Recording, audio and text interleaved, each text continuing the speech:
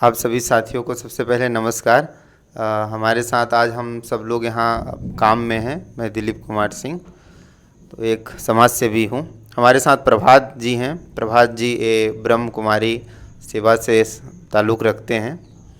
तो इनसे हम जानना चाहेंगे, ये अध्यात्म के बारे में आप सबको बताएंगे कि अध्यात्म क्या होता है। धीरे धीरे हम लोग क्या है कि सारी चीज़ें जो हम लोगों की पुरानी चीज़ें हैं, जो अध्यात्म है, जहाँ से हम लोग की वास्तविकता से जहाँ से हम लोग उत्पन्न हुए हैं, उस चीज़ को भूलते जा रहे हैं। तो उसके बारे में जानेंगे। प्रभात जी बताएंगे आपको कि अध्यात्म क्या है, हमें क्या करना चाहिए, कैसे जुड़ना चाहिए, अपने आप को कैसे पहचानना चाहिए, इसके बारे में थोड़ा सा जानेंगे। जी बताइए प्रभात जी। दिलीप जी, आपका पहले बहुत बहुत धन्यवाद, जो कि अध्यात्म विषय को जानने का रुचि है आपके पास। ये विषय मुझे बहुत अच्छा लगा, क्योंकि आज नैविक जो है अध्यात्म से मुझे प्राप्ति क्या है, उस विषय को दूर होते जा रहे हैं। इसलिए अध्यात्म आज के जीवन में अति आवश्यक जरूरी है। अध्यात्म क्या चीज़ है? एक तरह से अगर इसे देखा जाए तो जीवन का एक प्राण है, जिसका नाम अध्यात्म है। जो भौतिकता जो विषय है, भौतिकता को हम तो अच्छे से जानते हैं, क्योंकि भौतिकता के द्वारा, साइंस के द्वारा खोज और डॉक्टर के द्वारा इलाज, यानी बॉडी का संपूर्ण प्राप्ति, भौतिकता शिक्षा को हम प्राप्त कर रहे हैं साइंस के द्वारा।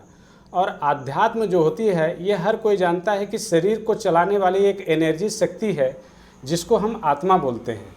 आत्मा की संपूर्ण रूप को, संपूर्ण प्राप्ति को, उसे प्राप्त करना अध्यात्म शिक्षा बोलते हैं उसे। अध्यात्म शिक्षा क्या है? आत्मा की वास्तविकता क्या है? उस आत्मा की वास्तविकता को हम जब तक जीवन में, अपने जीवन में धारण करेंगे, उसे अध्यात्म बोलते हैं। अध्यात्म आत्मा का वास्तविकता 7 शक्तियों को वो प्राप्त करना चाहती है। जब तक वो 7 शक्ति को प्राप्त नहीं कर पाएगी, जब तक वो जीवन में अपने आप को मतलब दुखी महसूस करेगी, वो अशांत महसूस करेगी। वो 7 शक्तियाँ क्या है, हम 1 मिनट में बता दे रहे हैं कम शब्दों में। पहले प्रथम वो आत्मा चाहती है ज्ञान, आदि मत अंत का ज्ञान। ज्ञान अर्थात यानी हमें जो पैदा किया है उसका जीवन में रोल क्या है, वो हमारे लिए क्या देता है, वो हमारे लिए क्या देता है। तो पहला ज्ञान चाहिए कि उसको हम, जो हमें पैदा किया है, उसको हम कैसे इस्तेमाल करें। उसको इस्तेमाल करने के पहला सब्जेक्ट है अध्यात्म का। और फिर ज्ञान जब हमें हो जाएगा तो हम उसे यूज करने का एक माध्यम बना लेंगे और उसे यूज करने लगेंगे, यानी वो यूज आत्मा करेगी। एक शरीर की बात नहीं है, बात आत्मा की होती है। इस विषय को हमें अध्ययन करने पर महसूस होगा कि मतलब आत्मा का आत्मिक सुख क्या होता है।